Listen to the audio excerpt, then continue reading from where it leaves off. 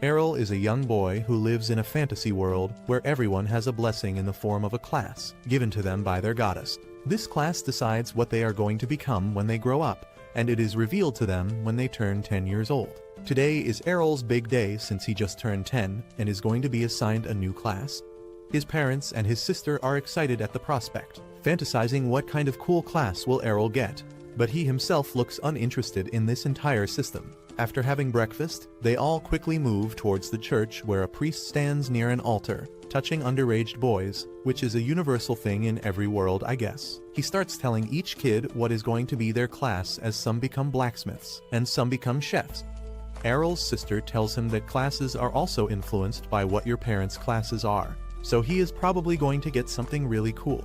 When Errol's number comes, he walks up to the priest, while everyone starts mumbling excitedly amongst themselves about what kind of legendary class will this kid get, since his mother is a sword saint and his father is an archmage.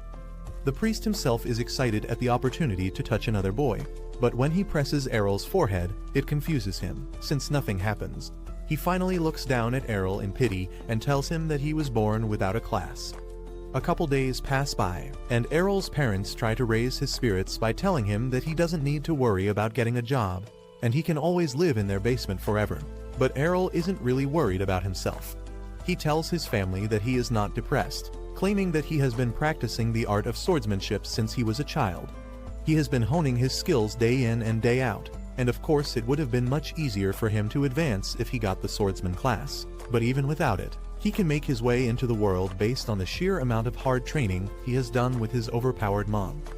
His family is relieved by this, while he walks off to spend some time alone when he overhears a bunch of noise coming from the training ground. There he notices two guys sparring with each other, and even though their basics seem to be weak, just getting blessed with the swordsman class seems enough to make them capable fighters. They notice Errol watching them and ask why he is standing here. Errol replies that he came here to practice, which makes them laugh.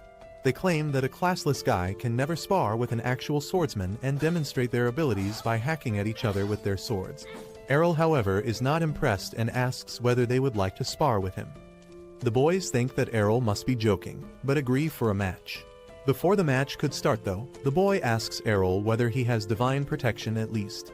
Unlike the classes, everyone is born with divine protection from birth, which is like a barrier which protects them from harm, but it can run out or be broken by someone who is much stronger than them. Errol nods that he has the protection, which means that the boy can now go all out on him without the fear of killing him. Errol, however, tells him that he doesn't need divine protection to beat brats like him, which enrages the boy, who runs at Errol and swings his sword hard. Errol easily manages to parry the attack, which shocks the brat, who starts swinging his swords wildly at him. But Errol manages to block and deflect every single attack thrown at him.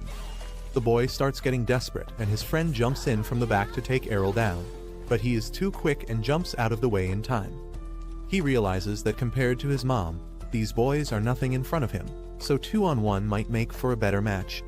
With that, he rushes towards them and knocks one of the boys out with a pommel to the chin, while the other boy loses his balance after tripping over his friend and gets knocked down. They both start crying about unfairness like sore losers, when suddenly a red-haired boy enters the ring and tells both the idiots to shut their mouths up, as if this was a battlefield. They would have been dead already. Errol doesn't recognize him, but the red-haired boy seems to know him as he walks straight up to him and challenges him to a duel. He claims that Errol only managed to defeat these two chumps because he has got some innate ability from her mother, the Sword Saint, but since he is a classless loser, he will never be able to stand in front of someone with a class as well as basic training. The red-haired boy finally tells them that he is the son of Captain Evans, the leader of the village guards. Errol suddenly remembers the captain when he came to his mother for help, but the boy doesn't look even remotely similar to the rugged man he saw. The boy wails about how Errol's mother is always considered the strongest, even though his father is also an expert swordsman. So finally, to show whose family is better, he is going to defeat Errol in a fight. They both take their positions and finally the match starts. The red-haired boy immediately presses the attack, trying to land a winning blow as soon as possible, but Errol has been practicing with his mom forever and has a very tight defense as well. Their speed is impressive as they zip through the training ground attacking each other, which leaves the two brats stunned on the ground. Errol realizes that even though the red-haired boy is much stronger than the other two idiots, he is using his anger to fight, which is making him sloppy. Errol tries to look for an opening before lunging in, but the red-haired boy is ready for that and uses his special aerial slashes. Errol manages to block one, but the other one hits him in the chest, knocking him to the ground. Errol is taken by surprise and asks what kind of trick was that. But the red-haired boy claims that it's a skill which a classless loser like him can never learn. A couple of days have passed by since that loss, but a new fire has been lit inside Errol. He goes inside the forest with his sword and starts practicing on his own on a dummy target, and after countless tries, he finally manages to replicate the twin slash which defeated him last time. Before he could even celebrate though, a goblin ambushes him by jumping out of the bushes. But it is not a match for him, since Errol turns around, unleashing his twin slash technique, which immediately drops the goblin to the ground. He feels excited about his newly learned technique when suddenly a huge roar erupts from deep within the forest which shakes Errol to the core. He immediately decides to run back to the village and alert the guards, but he overhears the shout of a boy as well, which stops him in his tracks. He realizes that the boy might be in trouble, and it will be too late till the guards arrive, so he decides to go into the forest himself. He walks quietly for a bit, when he finally spots an injured boy, who turns out to be the same red-haired guy who defeated him in training. The boy looks thoroughly beaten as he bleeds from all over his body, holding the sword up towards his enemy, who turns out to be a massive hobgoblin. Even Errol has never seen one in real life, since they never come near the village. He wonders whether he should run for help, since he doesn't know whether he is strong enough to defeat the monster, but he realizes that the red-haired boy would die for certain if he leaves. Errol finally makes up his mind and sneaks behind the hobgoblin, and just before the monster could finish the red-haired boy off, Errol unleashes a strong twin strike which slashes through the goblin, killing him immediately. The boy is shocked to see the hobgoblin dead on the floor, but more than that, he is shocked at the fact that Errol managed to use an attack which he only learned after years of training and the boost from his class. Errol gives the boy some holy water for recovery, and immediately after, the boy asks Errol how he managed to do that, and Errol replies that his attack has nothing to do with having a class, as anyone with enough skill, speed and power can replicate it.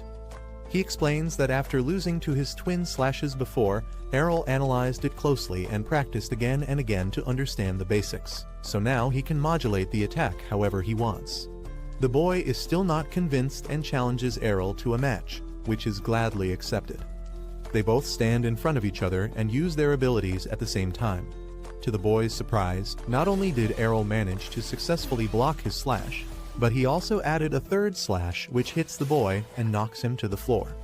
The captain's son is furious, but Errol explains that he isn't bound by any skill which has limitations, so his only limit is his power and skill, which means he can add as many slashes as he wants if he is good enough. The boy gets back on his feet and engages in another quick battle, but this time again he gets hit by the third slash, stronger than before. He gets knocked to the ground once again as Errol claims the victory and walks off.